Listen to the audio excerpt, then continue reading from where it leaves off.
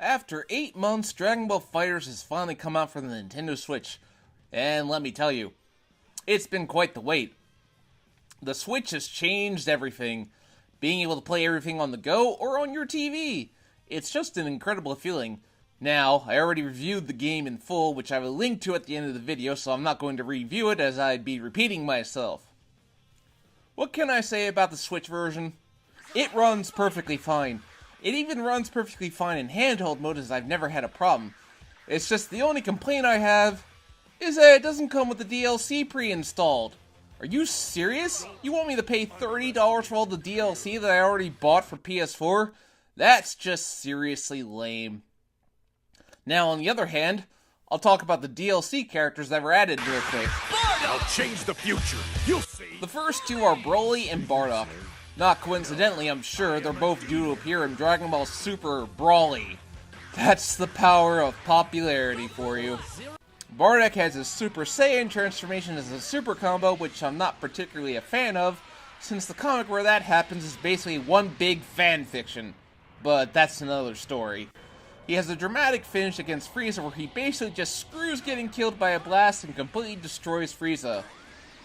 Not sure how he did that, but okay. Triggering Frieza's dramatic finish against Bardock is much harder, mostly because Frieza's heart attack just doesn't land the proper hit. It wasn't until I tried doing a vanish attack that I had any success. Broly is, well, Broly. He's a wrestler. He has two dramatic finishes. One against Goku where they reenact the end of movie 8, and Gohan's reenacts the end of movie 10. Also, I noticed the English voice acting still doesn't match the mouth movements. Of course my eloquence would be lost on the crude ears of mortals. The next two were Vegito Blue and Fuse Zamasu. So we have some more characters from Dragon Ball Super joining the mix.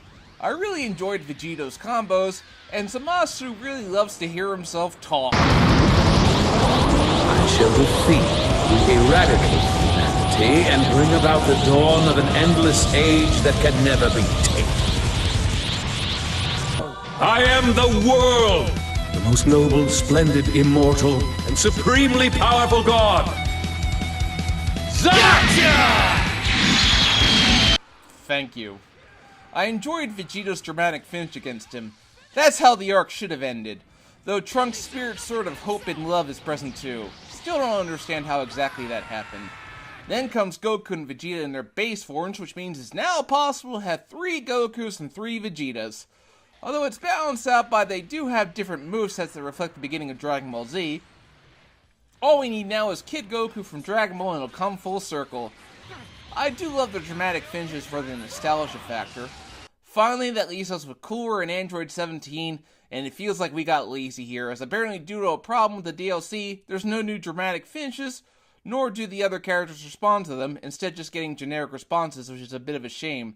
17 is still on 18's side even if she's fighting against 17. Yeah, that's not confusing at all. Is the DLC worth your money? If you're a big fan and you want more characters, I say go for it. But with all this content added, Dragon Ball FighterZ is officially my favorite Dragon Ball game of all time. And I loved the Budokai games back in the day. So I say continue giving FighterZ a try, and let's hope for Season 2 DLC. Dad!